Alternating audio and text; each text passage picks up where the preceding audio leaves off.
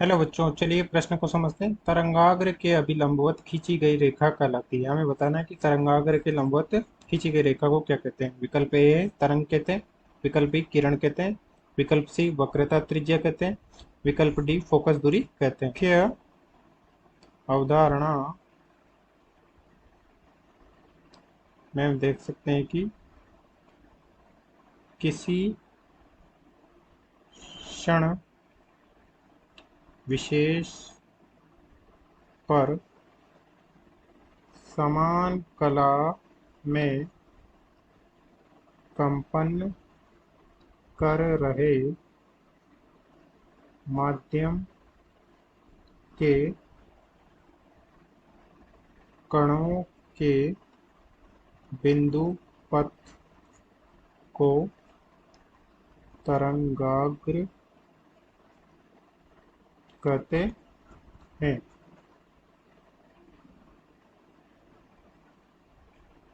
प्रकाश संचरण की दिशा या प्रकाश किरण तरंगाग्र के लंबवत होती है। जैसे इस प्रकार से हम देख सकते हैं कि ये बिंदु पथ है, कोई बिंदु स्रोत है जिसके लंबवत इस प्रकार से प्रकाश किरण गुजर रही है।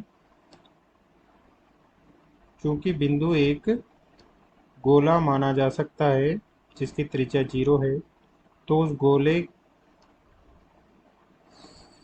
के लंबवत r त्रिज्या का अन्य सकेंद्रीय गोले भी की त्रिज्या भी लंबवत होगी, यानी कि त्रिज्या हमेशा गोले की इस सतह के हमेशा लंबवत होती है। इस प्रकार से प्रकाश किरण रेखाएं बिंदु स्रोत से निकलती है और इस प्रकार से तरंगाग्र ए का निर्माण करती है। उसी प्रकार से तरंगाग्र बी का निर्माण करती है, जो कि इस प्रकाश किरण के लंबवत है, सभी दिशाओं में लंबवत है। इसी प्रकार से हम समतल तरंगाग्र के लिए भी देख सकते हैं कि इस प्रकार से समतल तरंगाग्र के लिए प्रकाश किरण रेखाएं इस प्रकार से लंबवत होती है, जो कि ये लंबवत है। इस प्रकार से निकलकर एक तरंगाग्र का निर्माण करने के बाद दूसरे तरंगाग्र का निर्माण और उसी प्रकार से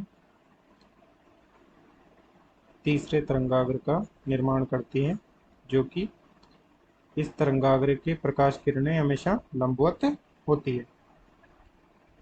अतः तरंगाग्र के लंबवत खींची गई रेखाएं किरण कहलाती है। अतः तरंगाग्र के अभिलंबवत खींची गई रेखाएं किरण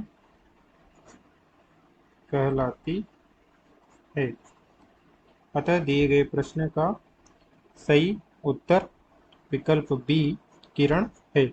आशा करते हैं आपको समझ में आया होगा। धन्यवाद।